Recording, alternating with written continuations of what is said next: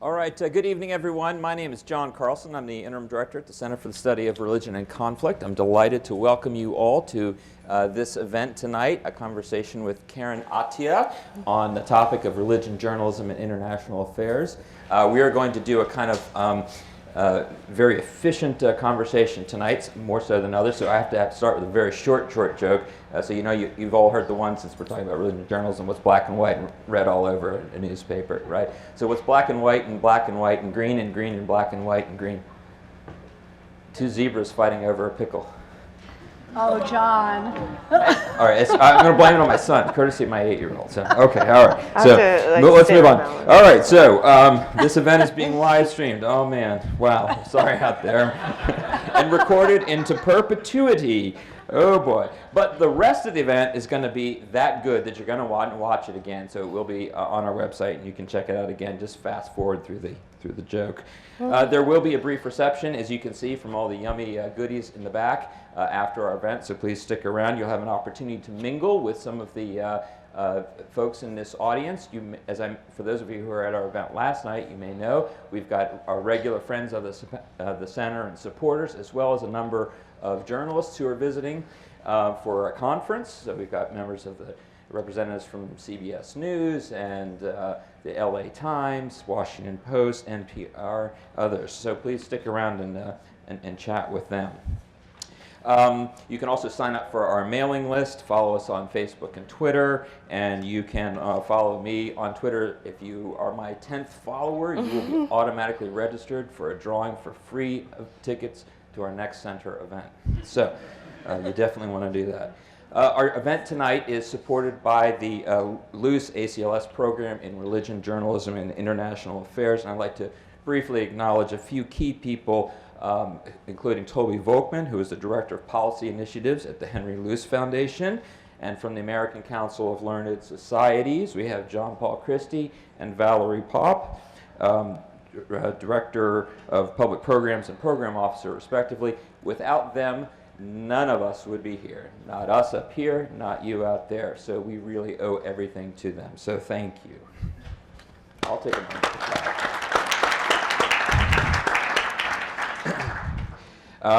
We're going to be talking tonight about the importance of institutions of civil society, particularly a free press, but it's important to remember as well that organizations and foundations such as LUCE and ACLS are also vital parts of civil society, even independent organizations that contribute to robust democratic life and flourishing. So thank you. Finally tonight, a very, very special shout out to Sarah Lords, our Center Events and Outreach Coordinator, who's been going all out all week on multiple public events, 3-day conference. She is like kind of Captain Marvel. You see these glowing flashes of red hair zooming around the campus and through the halls, etc. So Sarah's in the back of the room there. A special shout out for Sarah. Okay, my other moderator tonight, my co-moderator is Kristin Gilger. You've seen us before. She is a senior associate dean in charge of professional programs for the Cronkite School, and before coming to ASU, she was the deputy manager editor for news at the Arizona Republic. She led a team of 100 journalists. This was the 15th largest newspaper in the country, and she's also the co-author of a forthcoming book, There's No Crying in the Newsroom. And of course, now, most importantly, our featured guest. So, ladies and gentlemen, it's a very precarious time for many of our public institutions. Democratic norms around the world are being challenged, and the role and importance of a free and independent press is more important now than ever. At the same time, religions and religious thoughts are also implicated in many of the issues that we're dealing with, shaping how people think and how people respond to the events of the world, sometimes in constructive ways, sometimes in quite pernicious ways. So we are very pleased tonight to have with us Karen Attiah, who's going to help us think through some of these issues. She is the global opinions editor at the Washington Post, where she writes on issues relating to race, gender, international politics, with a special interest in African diaspora. Before coming to the Post, she freelanced for the Associated Press, based in the Caribbean. And she is perhaps best known for hiring Jamal Khashoggi, the Saudi Arabian journalist who wrote often quite critically about Saudi Arabia and the policies of that government under Crown Prince Mohammed bin Salman.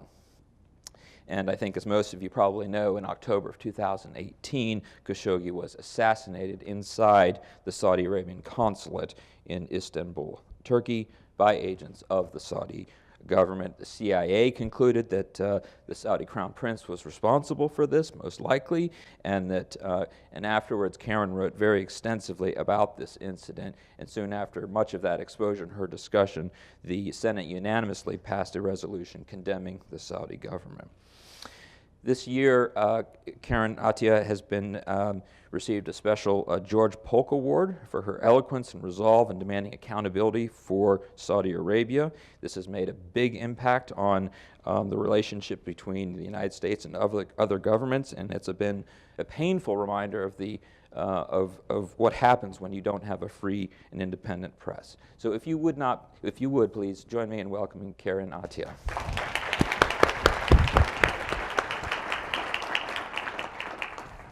So as per usual, Kristin and I are going to tag team up here. I'll get things started, and I thought it would be just a good thing to help us understand, what does a global opinions editor do? Yeah, it's evolving. Can you hear me? No.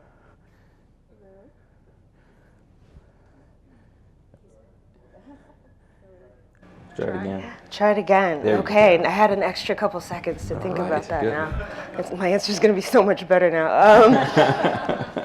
So a little bit of context. I came to the Post in 2014, not too long after Jeff Bezos bought the Post, and began a sort of digital, I guess, revitalization of the Post.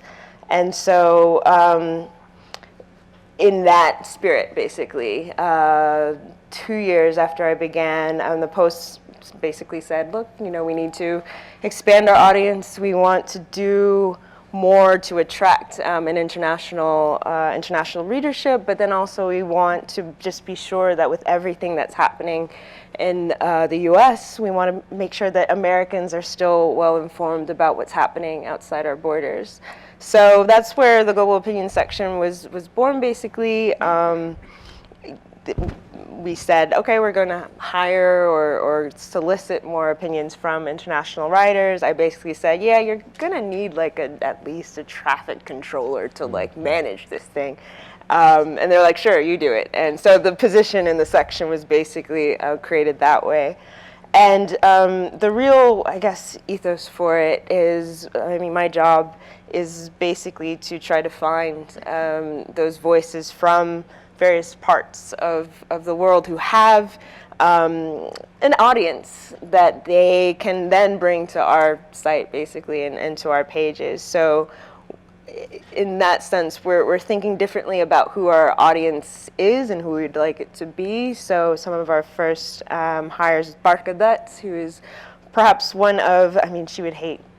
Hi, Barka, I'm sorry if you're watching this live stream, but the best way to describe her is she's like the Oprah of India, who she is someone who, she has actors play her in Bollywood movies. She's that big. And so she's done TV for 20-something years, so she agreed to, write for us on issues in India, and that was a country, obviously, that we found very interesting. So basically my job is to try to find these voices and try to kind of keep an ear or an eye on what the big social conversations in some of these countries and regions are, so that we can provide our readers with perspectives from the ground, from people who are either by these issues or who've lived them.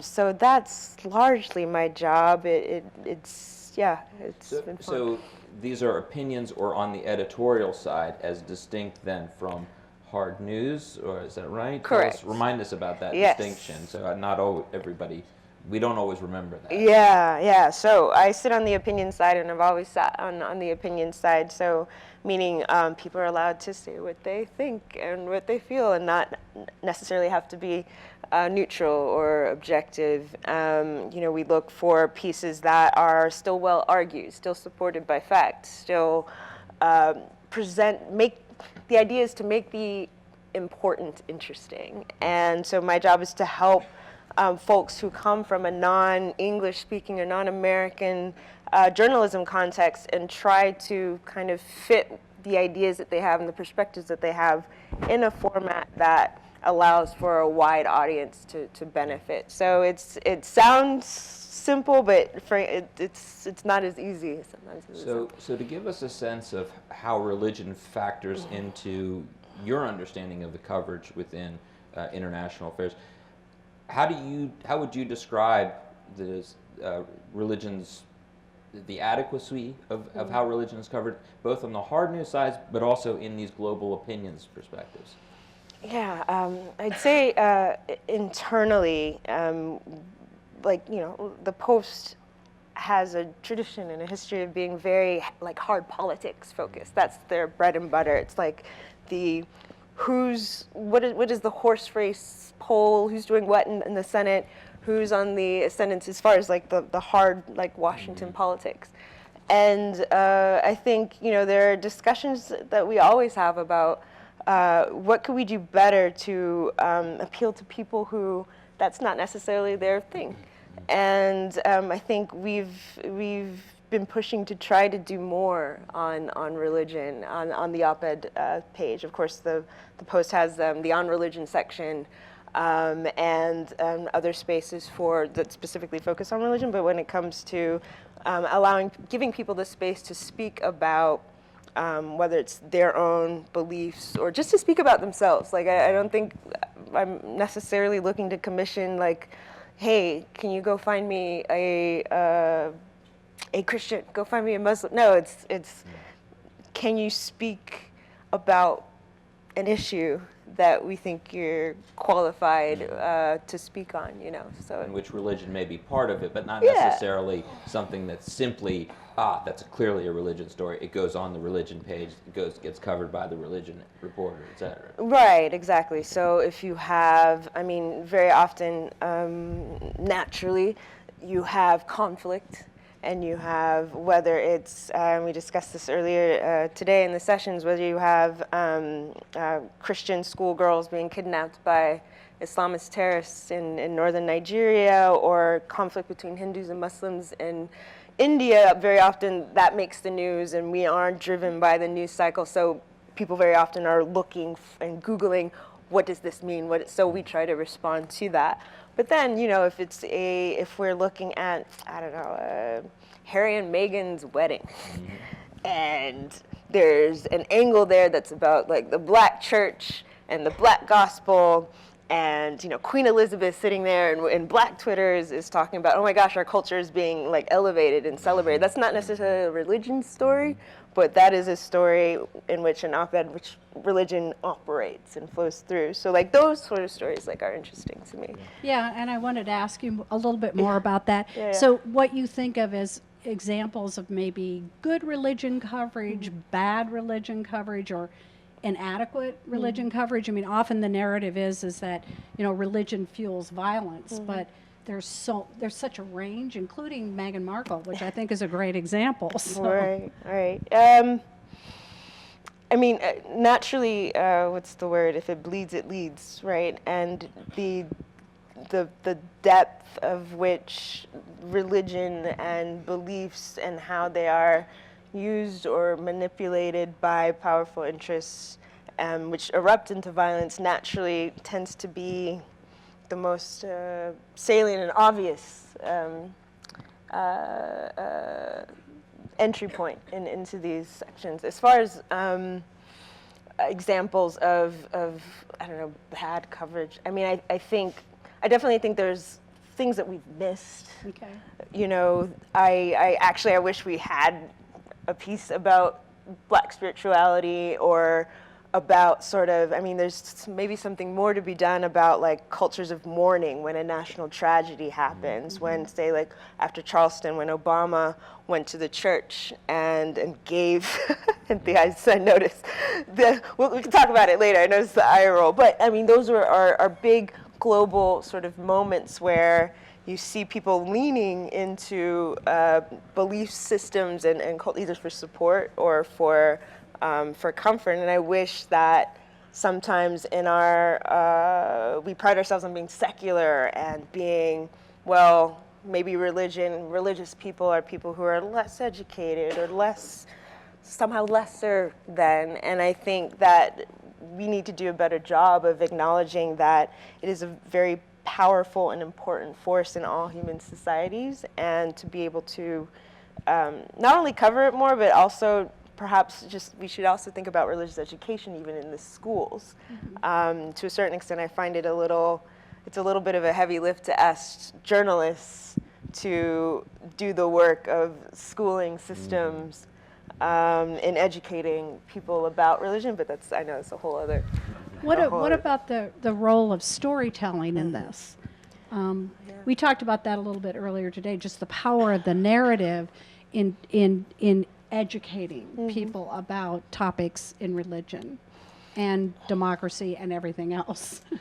Yeah, it's, I think that ultimately, I mean, religion and how we transfer knowledge and pass down knowledge is through stories. And I think even when I was younger, I actually didn't necessarily really want to be a journalist. I was just more interested in storytelling competitions and how do you craft a narrative, and how do you craft something that brings people in to a space with you or into an experience with you. And to do that, you have to acknowledge that people have, there's certain stories and people's stories that we haven't told very well, either ignored or structurally through the media and through how it is a very, let's face it, white and elite institution, so that not all stories have been valued equally. And I think we're in a moment where there are people who are using social media, using digital spaces to say, hey, my story matters, and my story is part of the human story. And if our job is to try to tell the human story, then we need to include those voices. So yeah. Your own story is interesting. So you come out of a West African Pentecostal religious tradition. Yeah. And I'm curious how that experience has affected how you approach journalism and the coverage of religion in particular. Yeah. So I grew up in the suburbs of Dallas, Texas, in the proper Bible Belt. So my mother was spirit-filled, Pentecostal, Halloween was bad, speaking in tongues, that whole thing. But then I went to an Episcopalian school. And but then on Sundays from time to time we'd go to TD Jakes, the black mega churches. So I kind of had a kind of mix of Protestant, Church of God, spirit-filled experience. I think that a couple of things, and it's just a lot longer than we have time for, but I think for me, when it comes to understanding political forces, I mean, I grew up hearing sermons preaching against Islam, preaching against feminism, preaching against watching Avatar because it's it's anti-capitalist. And it might be extreme, but to a certain extent,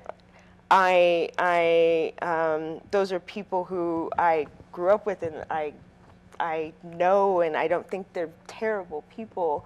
But at the same time, it's a culture that my colleagues perhaps just don't understand, right? And I think for me, it's sometimes bringing that to the table at meetings. It's just to say hey guys, there's a certain, you can make a comparison to, Trump and maybe some of these cultures of aspirational gospel, and if you just work hard enough, you can make it. Yeah, there was a period where I actually became, I thought I was going to be a youth minister, and I went, very actually, religious, and then I pulled away from it. And my story has been kind of ebbing and flowing between those set traditions and then exploring my own roots of African spirituality, much to the,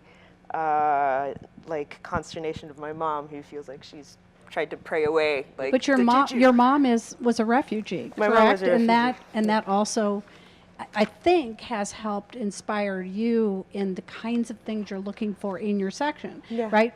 Voiceless people who have found themselves in experiences like your mother did. Right. So my mother grew up in Nigeria, and she grew up during the Biafra Civil War during the late 1960s or mid to late 1960s, early 70s. And so that experience, she fled to Ghana. And so that experience of her, she's 65 now. She left when she was 14, and I still see how it's profoundly affected her. And for her, because they lost their physical home, religion was a sort of Christianity, the church was something they could lean on because everything had been taken from them in the way that she saw it. And so I guess for me, well, first of all, the human story, even if you look at the Bible, if you look at the story of Jesus Christ, it is about, his birth was about people who were on the move, who were fleeing persecution, who were looking for asylum. And I think in my time at the Post, it's true. I mean, people who, Jamal Khashoggi was one of them, really, who have found themselves journalistically orphaned. You know, at worst, actually orphaned, or journalistically orphaned at best, actually orphaned at worst by their countries. I guess, like, I just have a heart for, my bosses do as well. And yeah, I just think, you know, we have with power comes responsibility, and with the platform of the Post, I think we have a special heart for people who don't have the platforms that they should to be able to speak their minds. So we do our best to try to give them those homes. That was Spider-Man who said that, right? Great power comes responsibility. Is it? Yeah. But I think there's some other people who said you that know, too. I think he may have been quoting something. You know, I'll give proper credit where it's due. So I want to ask you about Khashoggi, or we do, but before we get to that, I want to ask you a little bit about the global being a global opinions editor, and some of the different connotations and ways that term is being used today. I mean, you can think back to a long, long time ago, like 2016 or 15, or you know, the presidencies of George Bush and Bill Clinton and President Obama. The term global was kind of just a term that was used to describe the process of globalization, that describe changing features of, you know, in terms of how trade and technology, media was sort of making the world more interconnected, et cetera. That was the claim. And I think that term now has become a lot more fraught in some ways, or for some people it has. And in some cases, it's kind of becomes a marker of identity. Or so here would be the example: those who decry the rise of globalism, people who are kind of unmoored from their particular environments, and these are maybe people who are contrasted, or they get these attacks from those who call themselves nationalists. And yet, I'm curious to hear, to what extent do the global opinions and voices you're trying to lift up fit within some part of that spectrum, or do they run across the spectrum too? Because I'm thinking, you know, those voices that you're describing in West Texas, they're also in West Africa, right? So it's not simply that what it means to be kind of, you know, articulating the global is simply, you know, something that isn't perhaps having some kind of relationship to power or support of, you know, I think you've written about people in West Texas who are, or Western Africa, who sound just as strong as a nationalist and supporter of Donald Trump as some people in West Texas, right? Yeah, I mean, it's. I don't want to say that technology has necessarily erased all the boundaries and impediments to people having their voices heard, because we definitely know that there are powerful interests and companies that still are able to sort of manipulate, you know, these spaces. But I mean, the global and the local are still very interconnected. Yeah, what does it mean when my grandmother, who's 86, who lives in Ghana was telling me a couple months ago, she's like, oh, I really like Trump. And I was like, really? Do tell, explain. And she said, you know, I just really think that he was chosen by God because of his support for Israel. And I am, you know, again, growing up in a church in Texas where, you know, support for Israel was very much a part of our culture. And I understood that was kind of, you know, affecting how she saw our U.S. politics. And I had to explain to her, I was like, okay, but, you know, but here's also what's happening, you know, not only with, you know, what Trump has said about Africa, but then also sort of, you know, people are beginning to change a little bit their tone about Israel and Palestine and that whole thing. But it was just kind of a really interesting moment to see how indeed these conversations, I mean, these conversations about whether it's identity, belonging, religion, what were the 3 B's? Belief, belonging, and behavior. Belief, belonging, and behavior. There's so much that ties us together, and I think that's what I try at least to look for in op-ed pieces. It's like, I'm just trying to think of an example of, for instance, well, okay, so take like a story about women and, you know, being unclean to enter places of worship during their periods, right? Actually, there was and forgive me, I'm sure people know in this room more than I do, but in India, yes, exactly, the furor over allowing women who are menstruating into the temples, the sacred temples. Yeah. Right. And this is an issue, you know, when you look at various religions or various politics of controlling and dictating where women can go during certain times of the month or just in general. That is something that actually does resonate through various cultures and histories. So I think like pieces that are able to place something that happens in India with you know, maybe biblical traditions in Africa when it comes to beliefs about a woman's cleanliness and worthiness of being in the same space as men is something that if I was an editor, I'd be like, oh, okay, can we link what is happening in India to a story in you know, West Africa. So I think, you know, the global part is about trying to find those connections and making people realize that in some ways you're not that special, or this isn't that new, or this is not necessarily isolated. Yes, a lot of the context can be different and we go into the nuance, but it can be a way of us understanding that our experiences can be a lot more similar than we sometimes realize. And the ones who love to say globalism is terrible, globalism is awful, and you know, how dare we have, you know, multinational institutions dictating what we're doing. Those are the same ones that the nationalists were communicating with other movements, far-right movements across borders, who, whether it's the Saudi government weaponizing far-right folks in Washington, D.C., or Austria and Germany far-right movements, they are definitely taking advantage of these networks. It's just that they are criticizing when they feel like it doesn't work for their own political advantage. Yes, these nationalist alliances are highly global. Yes. The connection with, I mean, if Israel was almost as, in Netanyahu's approach, is sort of the center of the action, it brings together Brazil, the axis goes to Russia, to Washington, D.C., et cetera. And it seems to be pretty collaborative, pretty coordinated, actually. Right, so. Right. Absolutely. Oh, I forgot about this. Sorry. I feel like I'm in crossfire. Yeah, this is to throw you off. No, not really. Yeah. I wanted to return to Khashoggi, and of course murdered by the Saudi government. But you took a highly vocal and personal role in this, and I want to ask you a little bit about why you did that and what it was like for you. And included in that is, some very vocal criticism of the Trump administration's response. So what was that like for you? Yeah.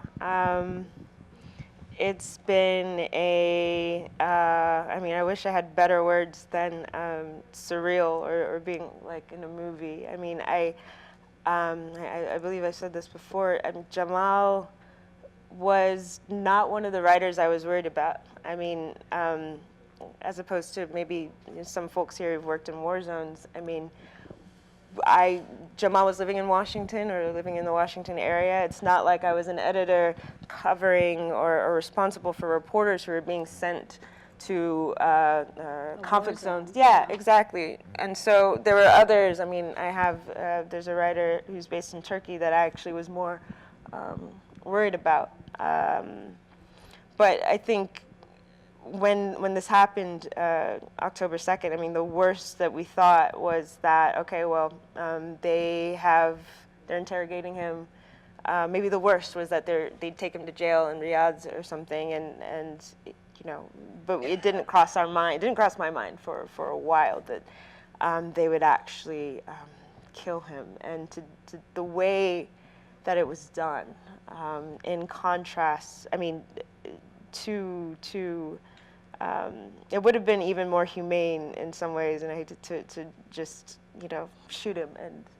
But the idea that not only did they kill him, but they humiliated his honor and legacy by dismembering him and denying his family and his friends the opportunity for a proper burial. Again, was another way that like religion and these practices like came up, and people were just like, you guys in the West don't understand how egregious it is for what they did to the body in our belief system. So that was, it's still a shock. I mean, I'm still processing, like, what does it mean that someone who I saw in the office, who had chats on WhatsApp, was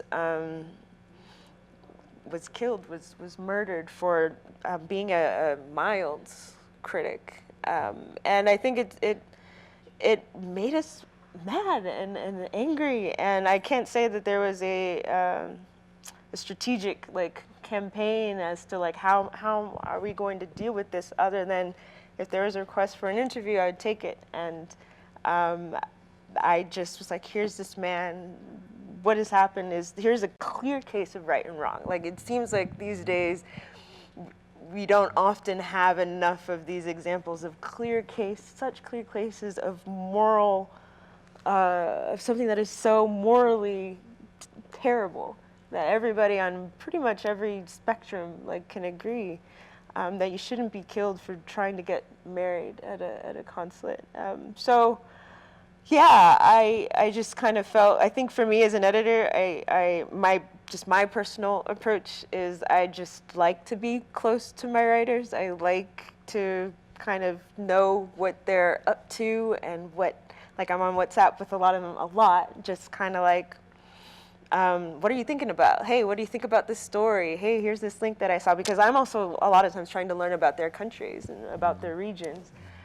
And so that's why I kind of felt like I had a responsibility, and I still feel like I have a responsibility to Jamal to protect him or protect his work. And I guess that it's how I am with anybody. When somebody emails me and is like, this person who said this is terrible. And I mean, part of my job, if I'm publishing them, I'm taking a responsibility to say I stand by them, right? And I stand by their work.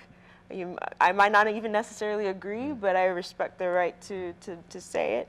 And so with Jamal, I think I just I felt like I had to, Your posts about Jamal and the criticisms of the Trump administration's response were retweeted thousands of times. I mean, this is quite a Twitter storm. And I think it resulted in some attacks on you. Sure. And what happened and how did you handle it?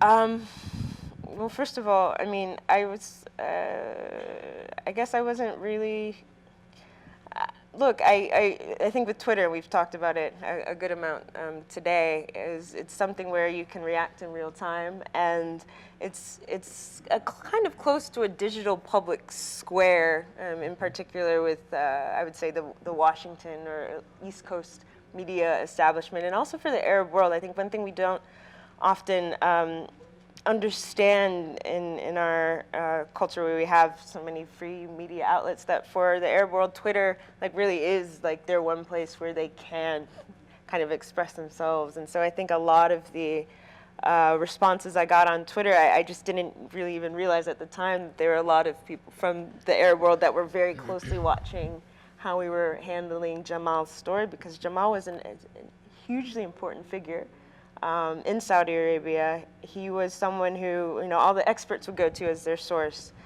And so I think there were a lot of people watching to see how, not just me, but how the Post or just how the US, how America was going to deal with someone who lived in Virginia writing for a prominent newspaper being killed by a so-called ally, right?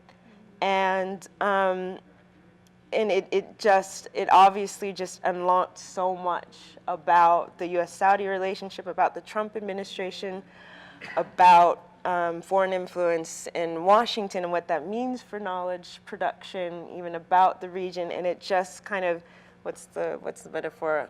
Rolled over the log to see what was crawling underneath. And but honestly, I think we all just were like, this is wrong and there needs to be consequences for this, because if we have a regime that can kidnap the prime minister of Lebanon, that can wage a horrendous war in Yemen, and that can kidnap or can kill and dismember a Washington Post columnist, where does it stop, right? And so to a certain extent, maybe, yeah, it was also just seeing that this path that Mohammed bin Salman has decided to take on with the implicit backing of the White House is a dangerous and scary path for us all.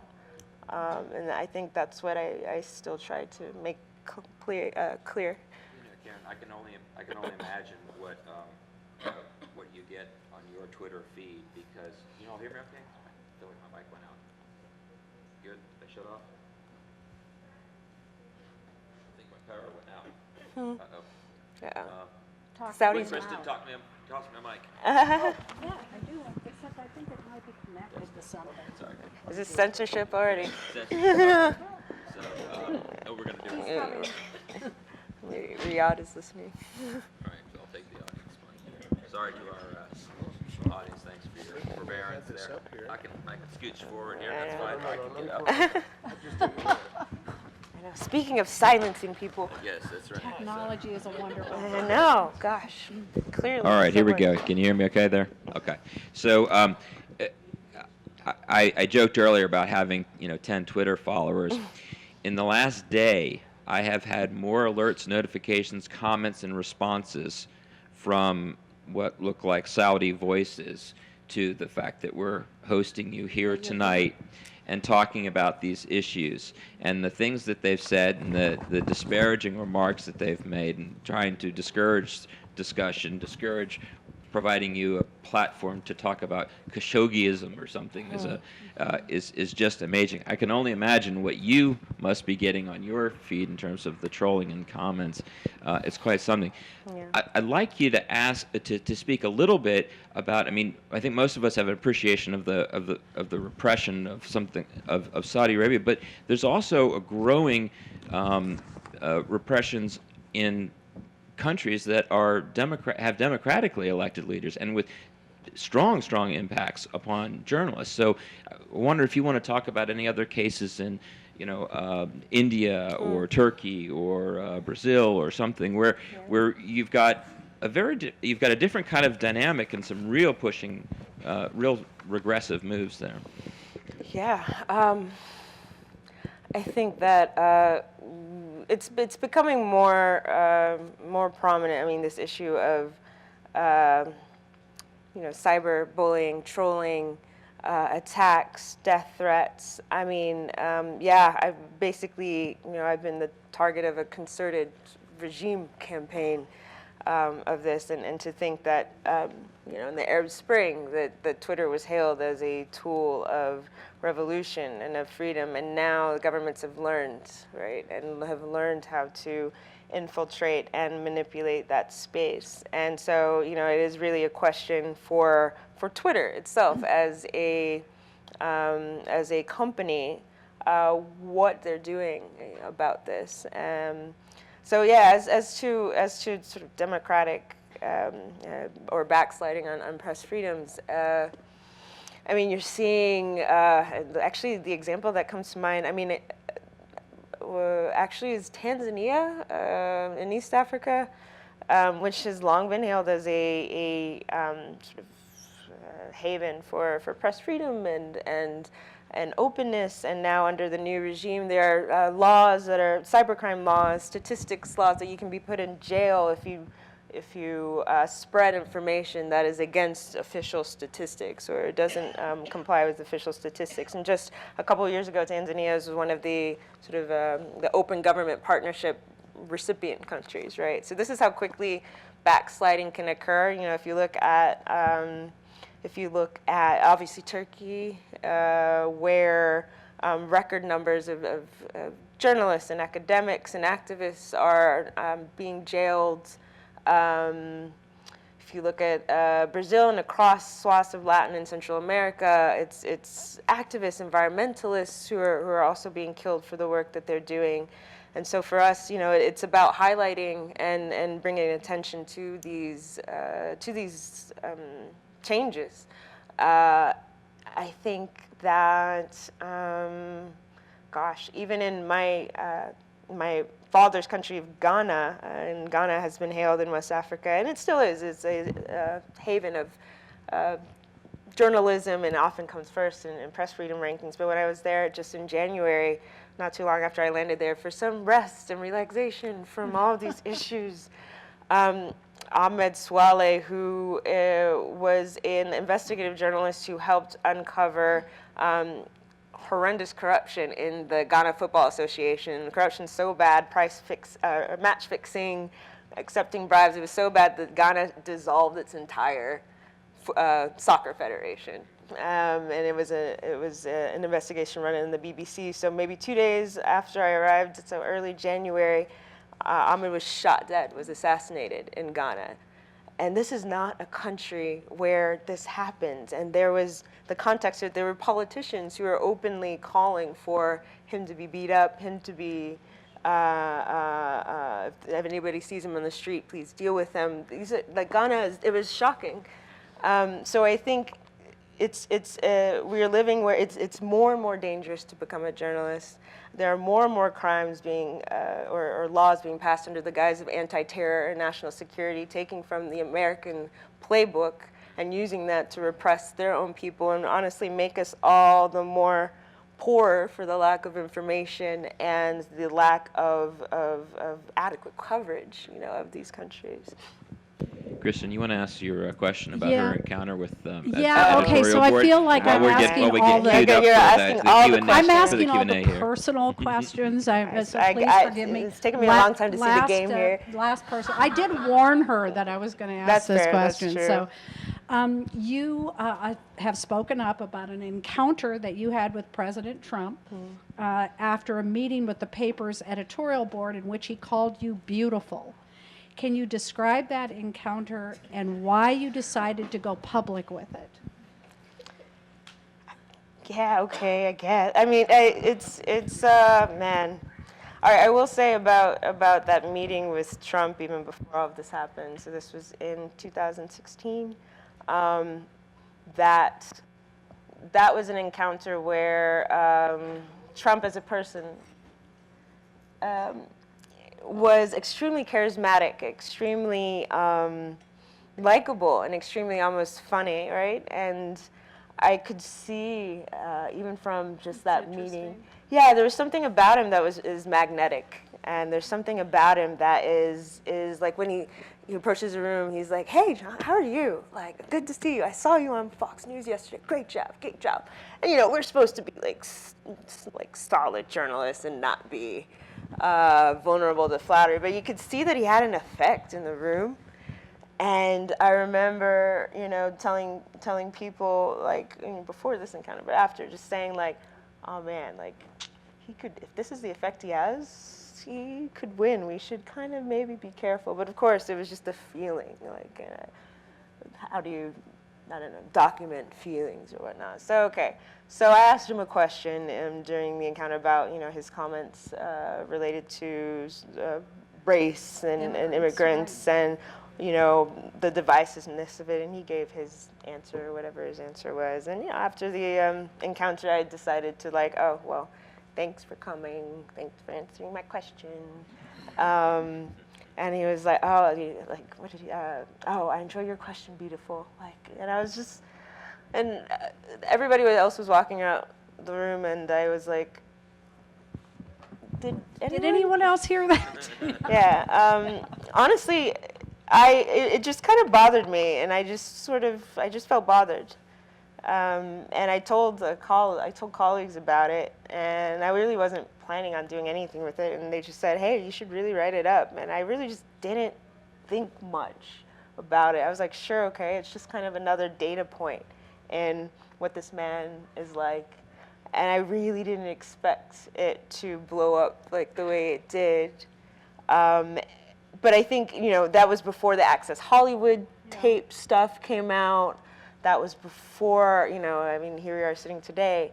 But it was after I wrote that, of course, yes, I was definitely attacked and trolled, and I had to leave the internet for a couple of days, actually, because it was so bad. I was not prepared for the sexism and the racism and the vitriol.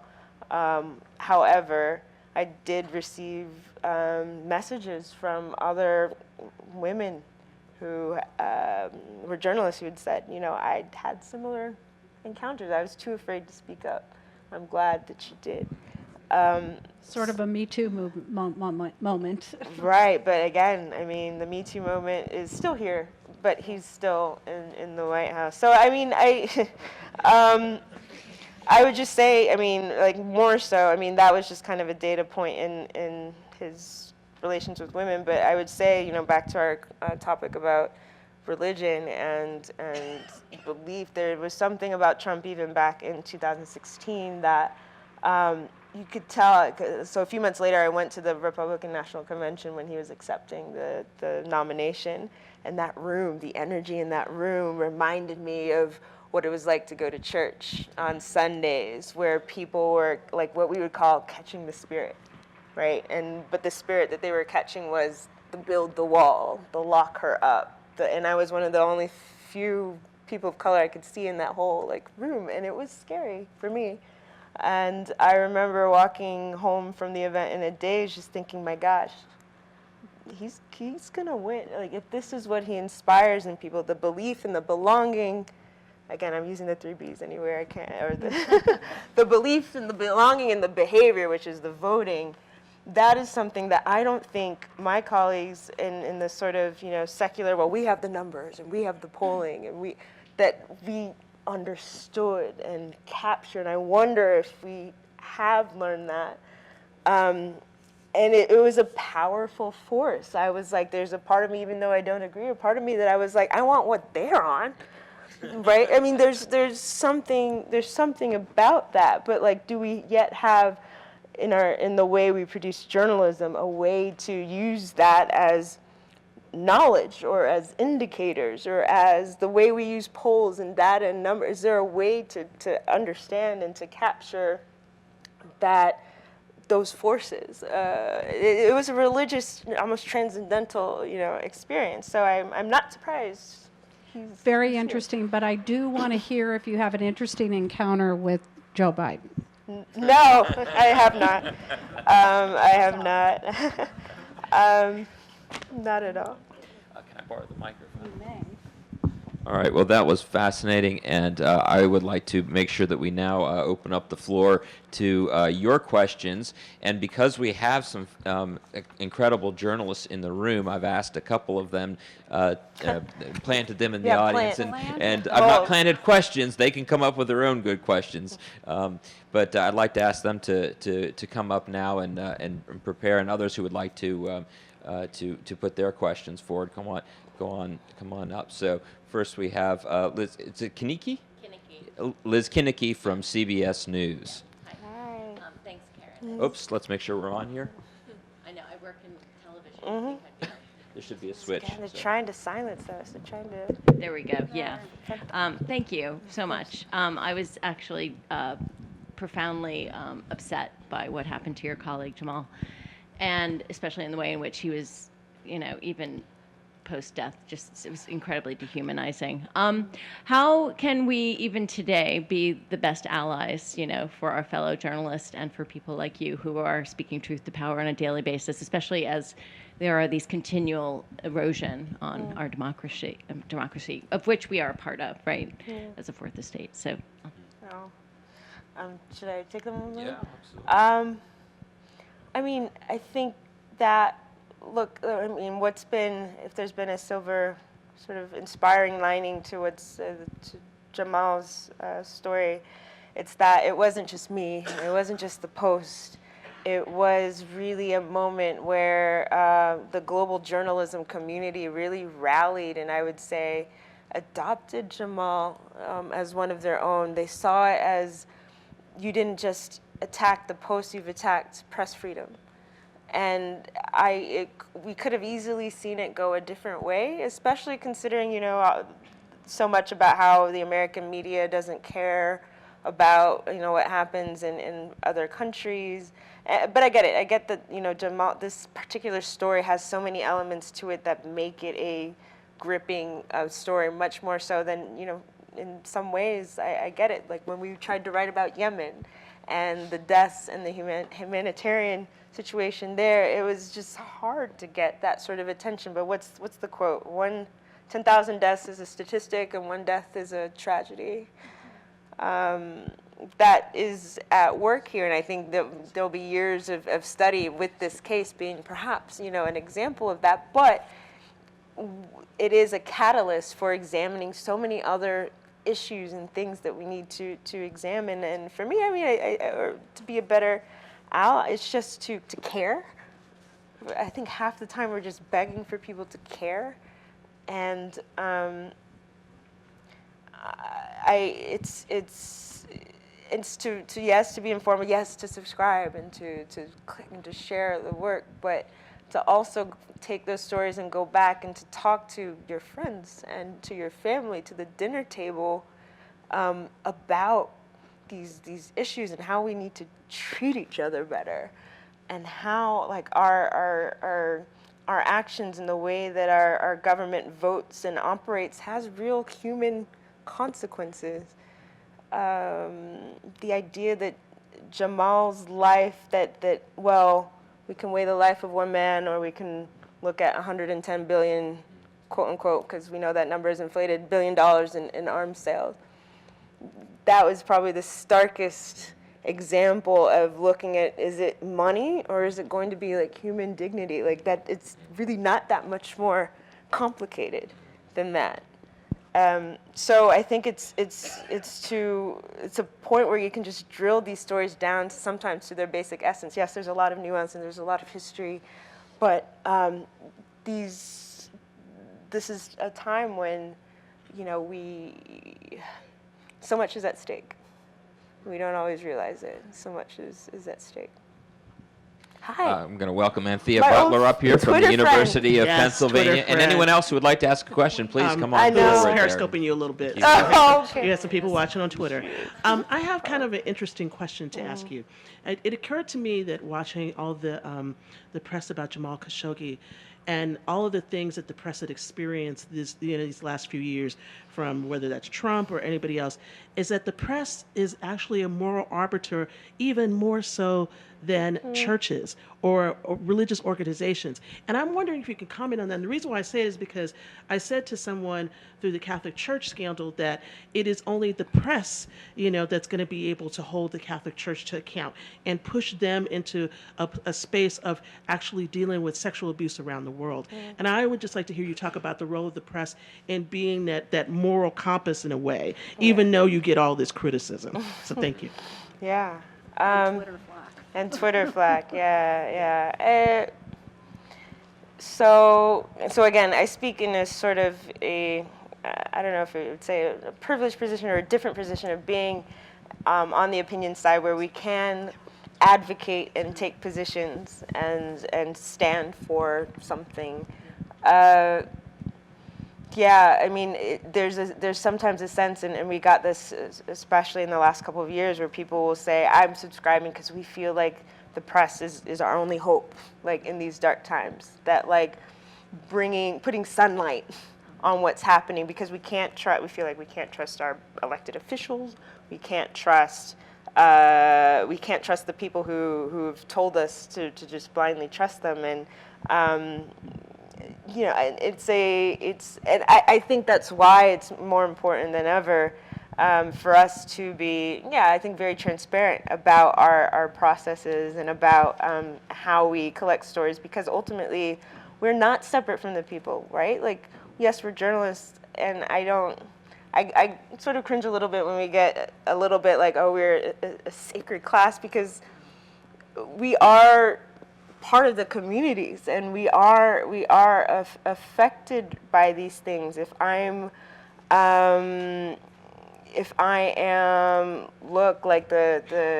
not Catholic, but I have friends who are, and like when we are dealing with these stories, like it's also in their personal interest. It affects us too. Like, we are a part of the community, and you guys, not you guys, I don't like to put such a wall between like the press and the public, because we rely on the public to help us understand ourselves, all of us. Like, Maybe now more so. Yeah, we're all in this together. Even with Jamal's case, we went to the public. We're like, if you have any information, anything at all, we published that call out in Turkish and in Arabic and in English. Please help us.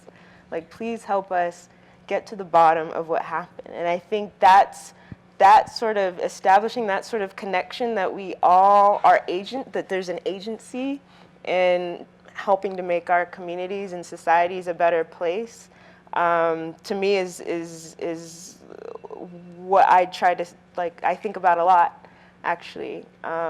It's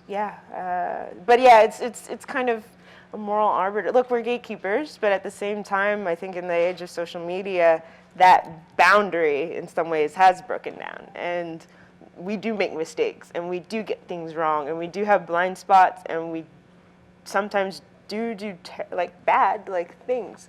But at the end of the day, so many of us are in this profession because we just want this world to be better, right?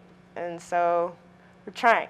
And so that's where, and it's like, call us out. Like, when we don't get it right, call us out. We want to get it right? So yeah. Thanks. Hi, I'm Dawn Gilpin from the Cronkite School, and actually I want to go back to what you said about your experience of being at a Trump rally, and I think it also relates to Anthea Butler's question just now. So last year at South by Southwest, Dana Boyd gave a keynote address where she was criticizing, there's been this boom in fact-checking and all kinds of media literacy initiatives following this wave of disinformation and everything that's happened in the last couple of years. And she was criticizing those efforts because she said most of them tend to focus on this fact-checking and what she called a very specific way of knowing, whereas lots of people in this country and around the world have a very different approach to how they move through the world. Their epistemology, their way of understanding the world is not based on just the facts. It's much more experiential. It's much more, I think she was referring a lot to religious communities and all that. So I was wondering, what do you think journalists can do, or what can the press do to navigate this chasm between the facts, because we have, even the divide within the newspaper between the fact hard news and the opinion pages. Is there a way to bring those together to try to navigate these different ways of knowing? Small question. How do you make people care about facts? How do you make people care about facts? So I guess my sort of inelegant answer, which is probably hopefully grasping at something that is closer to the answer, is I feel like there is a distinction or a somewhat difference between facts and truth.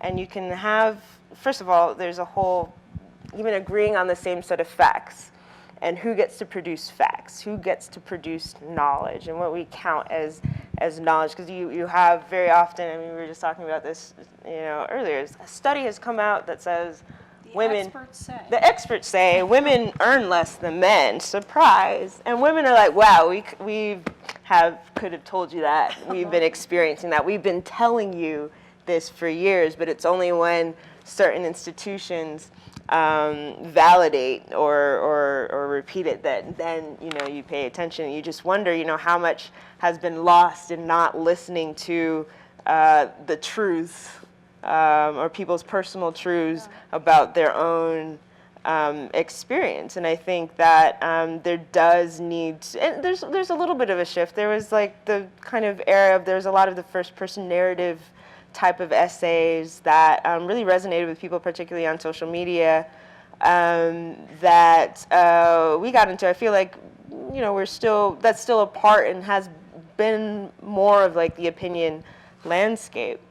But, as far as like what we count as knowledge and what we count as, so here's, I don't know, maybe it's a little bit of a radical thing to say in journalism, particularly in journalism in Washington and perhaps for people in the academy, but I see global opinions in some ways as kind of circumventing experts, circumventing the interpreter class, and kind of going to the people who actually live in those countries who are affected by whatever social trends, conversations, who are initiating them, and getting them to tell their own stories without having to go through Brookings Institution, Atlantic Council, or we were talking about this earlier. There's a shirt on Instagram which I haven't ordered yet, but I kind of want, and it's just going around. It says on the shirt, you study the culture, but I am the culture. Yeah. And so it isn't. You said Jamal was actually an example of this. Jamal is an example of this. So Jamal, the reason why Jamal to me was so interesting was because Jamal was very often a source for experts and for researchers and for other journalists about Saudi Arabia. So I was seeing his experience or his thoughts interpreted by other people, whether they were reporters or correspondents or whatnot. And I just thought, why not go to him? He obviously knows and understands and is someone whose perspective is valuable, but why hasn't he been given a platform to write about that? So that's how that started. And so I think that is, I get that is a little unsettling sometimes, but it's kind of like cutting out a little bit the middleman and just going straight to the source of the knowledge through his history and through his experience.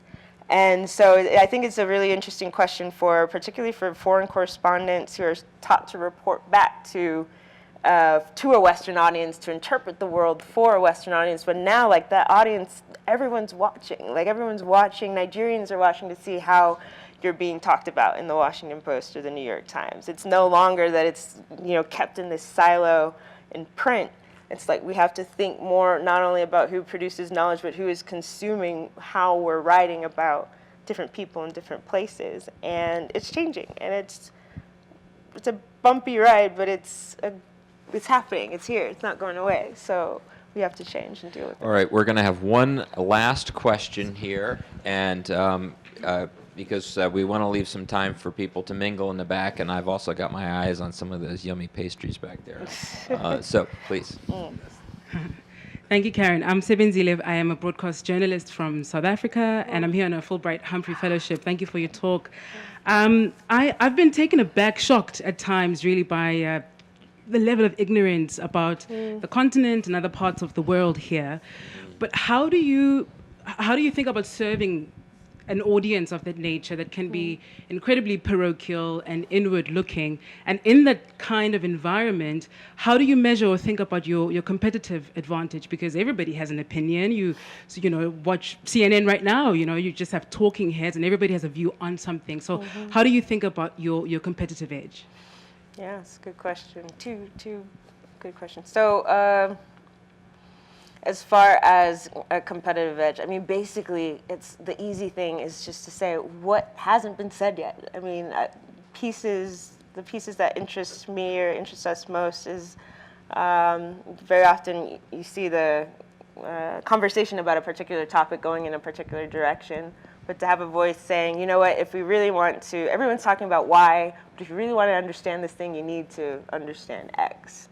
And so for me, Twitter is an invaluable resource in looking at people who are putting their thoughts out there from different parts of the world. Granted, it's in English, so I recognize that there's so much that we're missing out on just because I don't happen to speak that many other languages. But it's a way to try to get that competitive edge in the sense that we're looking for voices that just aren't being platformed and that might challenge. Like, my job is not to just produce opinions just because, but it's to make people think and to hopefully find voices that that really kind of shake things up a little. I mean, I think the one example is controversial, but like, so when the movie about, was it The Darkest Hour, that had Winston Churchill in there. And it was up for an Oscar, I believe. And we had one of India's prominent politicians, Shashi Tharoor, who wrote basically like, to us Indians, Winston Churchill was a racist, and he was genocidal. I mean, he starved, caused famines that starved untold numbers of Indians. And that, like, blew up. It was one of the top read pieces because A, it was just different than what everybody was saying about this movie, and B, I think for Indians, they were like, yes, like finally, like people are telling our side of the story about this historical figure. And there was a lot of like, people were nervous about running it because they were, it just was, the age-old thing, oh, well, we can't judge him by today's standards, that whole thing. But it was an important piece for us to do because it just, it touched on so many historical issues that still affect India, even today, right? So that's what I was saying. To your question about like specifically Africa and the continent, I mean, me personally, that's probably how I like barged my way into the post. So I was just like, you guys don't cover Africa enough. You need to cover Nigeria. You need to do this. And they just kind of looked at me. They're like, okay, fine, you do it. and that's really a lot of times I think what it takes. I mean, I think part of it is to normalize coverage so that it doesn't become like, oh my gosh, like they have something on Africa, but to be able to build the infrastructure to make it so that if our job is to cover the world, Africa's a part of the world. Like, it's just as simple as that. There are people who speak English who want to be informed. Like, it's just as simple as, like, what is our job? And so I think it is recruiting those voices, and we have a number of voices from the continent who write on various issues. But yeah, it's just to fight to say, like, look, this is an issue affecting this country, or affecting the continent. It deserves a space. Like, until that becomes like not even a second thought, So we're getting there. It's not perfect, but we're getting there. If you did not have a chance to ask your question, I would invite you to please join us afterwards and grab something to eat. And I'm sure Karen Attiah will be will linger around and engage your questions. She has traveled a very long way to be with us here tonight, and also has spent the entire day with us, as have many other journalists who are in the room to participate in our project on religion, journalism, and democracy. And for her energy, for her thoughts, for her wisdom, and for her time and willingness to be with us, I'd like to extend a very generous thank you. Thank you.